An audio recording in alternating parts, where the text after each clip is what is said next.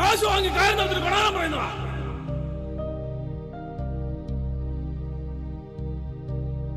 എന്തൊരു ചതിയാണ് മനോജ് ഇത്. നീ എന്താ ഫോൺ എടുക്കാത്തത്? വീട്ടുകാർ സ്വർണം എടുക്കാൻ പോകാൻ ഒരുങ്ങുക. ഇവിടെ എനിക്ക് ഇരിക്കാൻ പറ്റുന്നില്ല. ഞാൻ അങ്ങോട്ട് വരുക.